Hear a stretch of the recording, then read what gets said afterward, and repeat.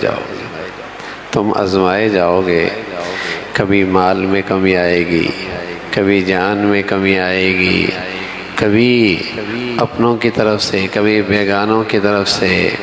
یہ آزمائش ایمان کے راستے میں، ایمانی زندگی کے راستے میں آئے گی۔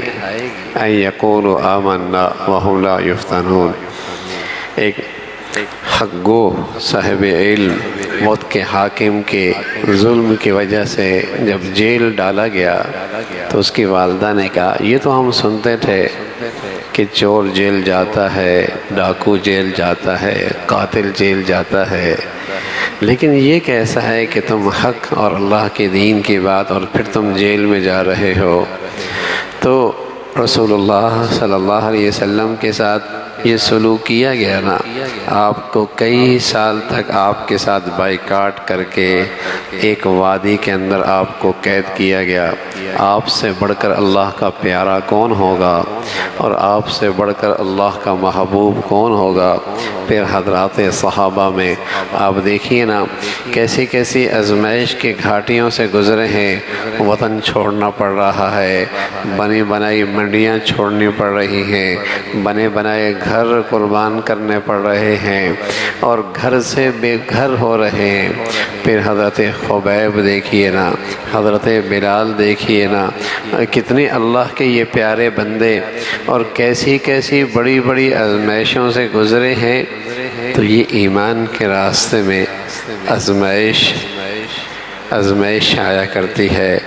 وَلَنَبْلُوَنَّكُمْ بِشَيْءٍ مِّنَ الْخَوْفِ وَالْجُوعِ وَنَقْصٍ مِّنَ الْأَمْوَالِ وَالْأَنفُسِ وَالثَّمَرَاتِ وَبَشِّرِ الصَّابِرِينَ۔ یہ اللہ نے ایمان والوں سے کہا ہے، کافروں سے نہیں کہا، منافقوں سے نہیں کہا، ایمان والوں سے کہا۔ وَلَنَبْلُوَنَّكُمْ، ہم تمہیں آزمائیں گے۔ کچھ غیروں کی طرف سے تمہارے خلاف سازشیں ہوں گی، خوف بھی آئے گا، بھوک بھی آئے گی، مالوں میں، پھلوں میں، کھیتیوں میں کمی بھی آئے گی۔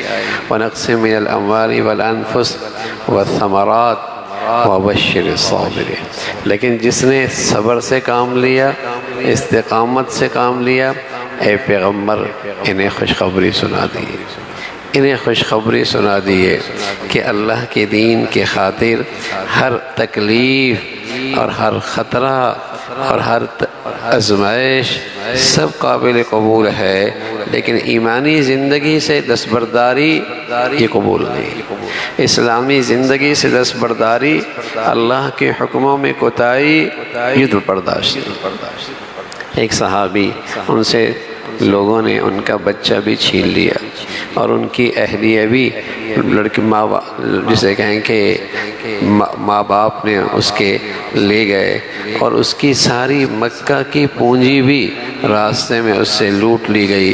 اگر اللہ کے نبی کے پاس جانا ہے تو مکہ کی دولت مدینہ نہیں لے کے جا سکتے۔ بچہ بھی گیا، بیوی بھی گئی، زندگی بھر کی کمائی بھی ظالموں نے لوٹ لی۔ حضور علیہ السلام کی خدمت میں آئے اور اپنی بیتی کہانی سنائی، تو پیارے رسول صلی اللہ علیہ وسلم نے فرمایا، یا ابا سلمہ قد ربحت البیع، قد ربحت البیع، اے ابو سلمہ بڑے نفع کی تجارت کی، بڑے نفع کی تجارت کی ہے۔ آج کوئی دنیا کی نظر سے دیکھتا تو کتنا نادان ہے، سب کچھ ہی لٹا بیٹھا ہے، سب کچھ ہی لٹا بیٹھا ہے، لیکن یہ بڑے دور اندیش اور رسول اللہ صلی اللہ علیہ وسلم کی تربیت یافتہ تھے۔ جب سب کچھ چھوڑ کے آ گئے تو آپ علیہ السلام نے فرمایا، یا ابا سلمہ قد ربحت البیع، قد ربحت البیع، بڑے نفع کی تجارت ہوئی ہے، بڑی نفع کی تجارت کی ہے۔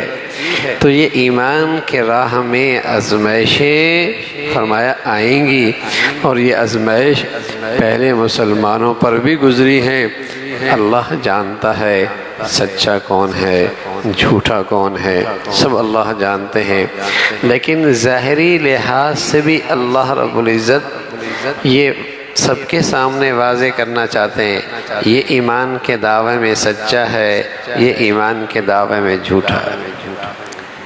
یہ ایمان کے دعویٰ میں سچا ہے کہ واقعی یہ ایمان والا ہے اور واقعی اس کے دل میں ایمان کی قدر و منزلت اور قدر و قیمت ہے، یہ سچا ہے، یہ جھوٹا ہے۔